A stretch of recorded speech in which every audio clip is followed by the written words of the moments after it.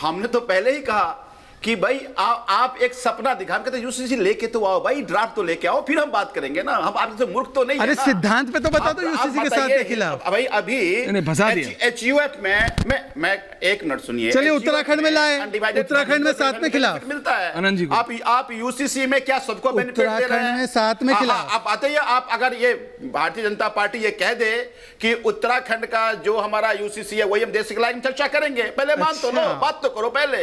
हम बातें कर रहे हो यूसीसी में साथ जी के बाद अच्छा बोल, चलिए शरद जी को ले आइए, आनंद जी को ले आइए, और भी सिंपल कर देता हूं। शहजाद जवाब दे रहे हैं उसके बाद मुसलमान करने का आरोप पूछ पड़े, ये और भी सिंपल करता हूं। सुप्रीम कोर्ट ने 3 तलाक को खत्म किया, कांग्रेस कहती है 3 तलाक वापस आना चाहिए, 3 तलाक का कानून गलत। आपकी क्या स्टैंड है? कांग्रेस और समाजवादी अपना अपना स्टैंड बताए, 3 तलाक के कानून के साथ या खिलाफ?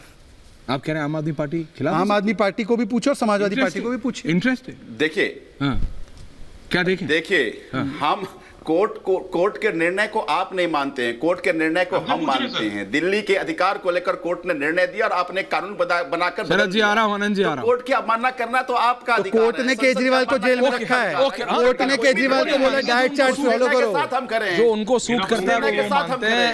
ओके ठीक है, देखिए रिलैक्स। शरद प्रधान जी, अनंत विजय जी, विनय नहीं सिंह लिया और Mumtaz Alam Rizvi ji, please thank you. हाँ Sharad ji, Anant Vijay ji, first one, thank you. Sharad ji, your point of view दादा सर। भाई ऐश्वर्य सर, हाँ नहीं ऐश्वर्य, पहली चीज तो मैं ये कहना चाहूंगा कि मैं तो सोच रहा था पता नहीं कोई और प्रोग्राम में है नहीं कि नहीं, मुझे लग रहा था कि अगर दादा नाराज मत होइए, आज सब मेरे से नाराज हो रहे हैं, आज दिन अच्छा नहीं, आप तो मत, आधे घंटे बाद माफी हम हकीकत बता रहे हैं ऐश्वर्य, दूसरे को भी बोलने दिया, फिर बीच बीच में इंटरप्ट मत किया करिए भाई, आपकी बड़ी खराब आदत है।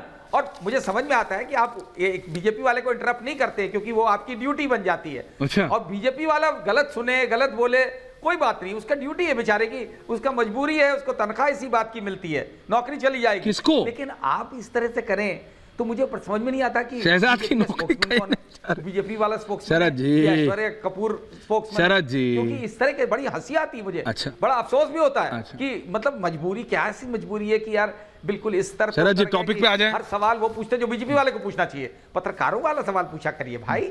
और आप जो है जो ये बात कर रहे हैं उनको गलत सुनाई पड़ता है, समझ में आता है, लेकिन आपको भी गलत सुनाई पड़ता है। क्या दादा प्लीज क्लियर कीजिए। पड़ता है जो प्रधानमंत्री मोदी बोल रहे हैं वो झूठ बोले तो वो भी सच है, कांग्रेस वाला या विपक्ष वाला कुछ और बोले तो वो झूठ है। तो ये भैया थोड़ा प्लीज अपनी पत्रकारिता के कुछ स्टैंडर्ड तो बनाए रखिए। अफसोस होता है मुझे बिकॉज आप पत्रकार हैं और हम भी पत्रकार हैं।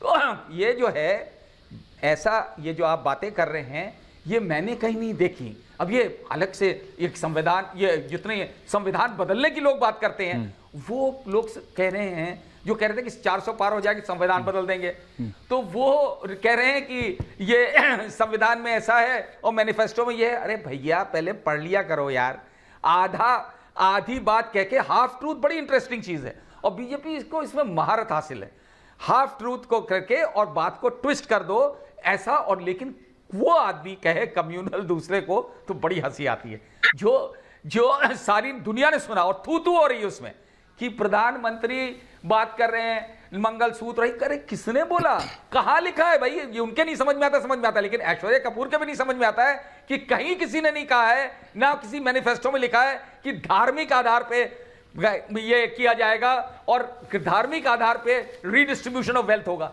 This is bullshit. ये तो शर्म आनी चाहिए। what you are calling prime minister divide जिसको आप बेकार की बात कह रहे हैं, प्राइम मिनिस्टर कंट्री को पाकिस्तान बनाना चाहते हैं, समझ में आता है, प्राइम मिनिस्टर कंट्री को तालिबान बनाना चाहते हैं, समझ में आता है, लेकिन एक चैनल का जिसका नाम है रिपब्लिक, नहीं या तो उसका नाम रख दे रिपब्लिक बीजेपी, तो क्यों रख दूं मैं? क्योंकि आपको राहुल गांधी, शरद जी आप नहीं, मैंने आपको पूरा मौका दिया, अब आप सुनिए। राहुल गांधी की स्पीच आप नहीं सुनेंगे, आप शरद जी आप सिर्फ सिलेक्टेड सुनना चाहेंगे तो मैं क्या करूंगा? शरद जी आप सिर्फ सिलेक्टेड सुनना चाहेंगे तो मैं क्या करूंगा? राहुल गांधी ने तेलंगाना में क्लियरली बोला, 6 तारीख को क्लियरली बोला बीजेपी स्पोक्समैन शरद जी क्लियरली बोला। अनंत विजय जवाब दे रहे हैं, शरद जी प्लीज, अनंत विजय जवाब दे रहे हैं आपका। थैंक यू अनंत विजय जी। राहुल गांधी ने क्या मतलब ऐसा कुछ बोला नहीं, मेरे पास तो स्पीच है, ऑनर भी चला। अनंत विजय एंड देन एवरीवन। ऐश्वर्या जी, पत्रकारिता पर नैतिकता की प्रवचन सुनने के लिए मैं नहीं आया था।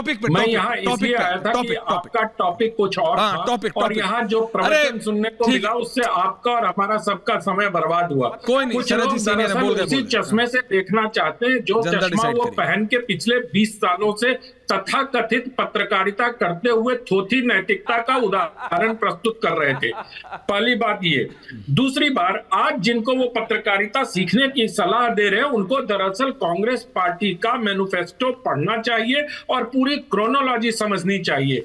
दरअसल ये लोग पढ़ते लिखते हैं नहीं और दूसरों को अपने पूर्व के अनुभवों के आधार पर पढ़ने लिखने की नसीहत देते हैं। कांग्रेस पार्टी का जो मैनिफेस्टो है, जिसका पहला अध्याय है हिस्सेदारी न्याय, हिस्सेदारी न्याय का पहला पॉइंट क्या कहता है, इसको मैं पढ़ के सुना देता हूं आपको। मेरे पास कांग्रेस पार्टी का मैनिफेस्टो सामने रखा है मैंने। उसमें कहा है कांग्रेस राष्ट्रव्यापी आर्थिक सामाजिक जातिगत जनगणना कराएगी। ये 7 तारीख को जारी होता है, ठीक है। उसके बाद 8 तारीख को राहुल गांधी क्या कहते हैं, पूरे देश का एक्सरे करा देंगे, हम इंस्टीट्यूशनल और कास्ट दोनों जनगणना कराएंगे। तो वेल्थ की बात भी करते हैं, वो सुनेंगे नहीं ना, वो शरद जी सुनेंगे। रीडिस्ट्रीब्यूशन ऑफ वेल्थ कहते हैं। और मुझे बोलने दीजिए, अभी मैंने बहुत लंबा प्रवचन सुना। बोलिए मुझे आप भी करें बीच में, क्योंकि जब पत्रकारिता पर बगैर पढ़े लिखे उस पर सवाल किए जाते हैं तो बहुत बुरा लगता है। और ऐसे लोग पत्रकारिता पर सवाल करते हैं जिन्होंने लंबे समय तक तथाकथित पत्रकारिता की है।